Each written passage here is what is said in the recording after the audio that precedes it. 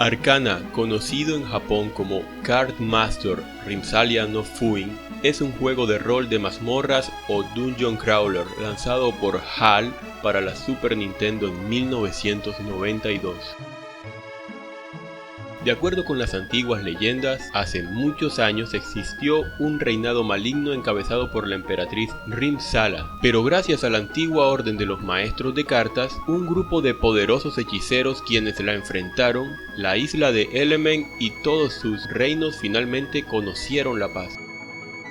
Sin embargo, el lado oscuro de la naturaleza humana siempre está presente, y luego de muchos años de paz, disputas constantes entre estos reinos por el control de la isla finalmente hicieron que una nueva era de caos resurgiera en Element. Tomando ventaja de esta situación de violencia, Galneon, uno de los hechiceros de la corte, planeó un golpe contra el rey Guagnar. El rey fue asesinado y sus dos hijas desaparecieron. En Arcana controlamos a Rux, el último hechicero conocedor del viejo arte de las cartas mágicas, conocimiento heredado de su padre, un poderoso maestro de cartas que hizo parte de un legendario trío conocido como los Tres Caballeros del Exford. Nuestra misión será evitar que fuerzas oscuras logren revivir a Rimsala, una entidad maligna que sumió hace muchos años a la tierra de Element en el caos y la destrucción. El juego maneja una perspectiva en primera persona, característica distintiva de los títulos de este género. El objetivo es explorar las distintas mazmorras que el juego nos ofrece, encontrando en el camino tanto tesoros como enemigos, aunque también encontrarás aliados que se unirán temporalmente a tu aventura. Una particularidad estética es que todos los personajes se representan como cartas, sin importar en qué contexto estén. Esto no tiene repercusión sobre la jugabilidad, pero es un detalle curioso. El juego utiliza el tradicional sistema de combate por turnos, con opciones como atacar, defender, usar magia o ítems, incremento de nivel en el personaje y por ende el fortalecimiento de sus estadísticas. Sin embargo, al ser un maestro de cartas, también tenemos la posibilidad de utilizar cartas mágicas para dañar a los enemigos o invocar espíritus mágicos que te ayuden en tus batallas. Estos espíritus se invocan a través de cartas que ocuparán el lugar de un integrante del equipo. Existen un total de 4 espíritus mágicos y cada uno representa un elemento. Algo poco conocido sobre este juego es que existe un sistema de fortalezas y debilidades elementales. Si atacas a una criatura de fuego con un ataque de agua, el daño será demoledor. O si atacas a criaturas de tierra con ataques de viento, lo más probable es que lo elimines de un solo golpe. Resulta útil conocer estas reglas para sacarle el máximo provecho a tus hechizos y espíritus mágicos. Luego de superar una mazmorra, llegarás a un pueblo en el cual siempre contará con una tienda de armas para equipar a tus personajes. Cabe aclarar que los espíritus mágicos no pueden equiparse. El inn donde puedes rentar una habitación para recuperar tu salud, puntos de magia y salvar tu progreso. Un restaurante donde puedes recuperar algo de vida y magia y escuchar rumores. Y la tienda de la adivina donde podrás comprar cartas mágicas y revivir a los espíritus mágicos que hayan sido debilitados. Una vez salgas de un pueblo podrás ver un pequeño mapa de la zona, pero no podrás elegir tu destino, solo avanzarás hacia la siguiente mazmorra, por lo que no puedes repetir una dungeon que hayas superado. No les mentiré, esto hace que el juego se sienta bastante lineal, aunque lo compensa con el rápido avance de la trama. Otra posible consecuencia de esta mecánica es que si por alguna razón avanzas demasiado rápido en las mazmorras y pasas a la siguiente, llegará el momento en el que te toparás con un salto de dificultad enorme debido al incremento en el nivel de los enemigos y tu rápido avance implicará un desbalance en tu nivel con respecto al escenario en el que te encuentras. Y debido a la imposibilidad de regresar a una mazmorra de nivel inferior, tendrás que farmear contra enemigos muy por encima de tu nivel, lo cual resultará bastante difícil y tardado.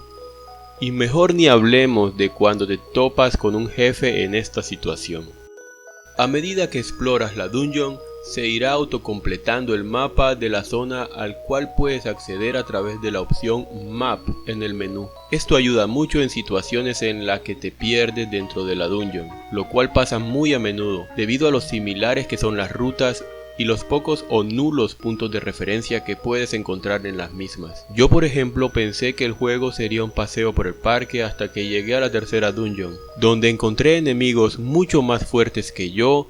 Y para colmo, su diseño laberíntico con largos pasillos que te llevan a callejones sin salida ni recompensa, hacen que te frustres y pierdas mucho tiempo.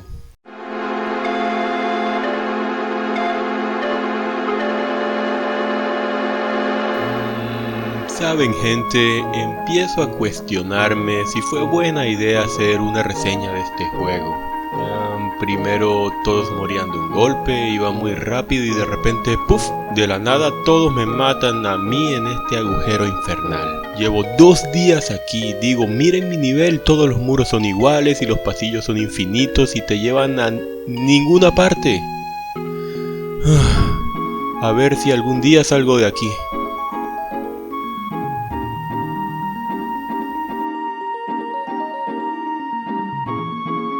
Odio este lugar. Luego de regresar al pueblo 20 veces, finalmente logré superar la mazmorra. La verdad no esperaba encontrarme con un nivel así tan pronto en el juego, y luego de esto sentí que las siguientes mazmorras eran menos complicadas. Y es que al inicio el juego aparenta ser muy fácil, pero no te engañes, tiene su grado de dificultad.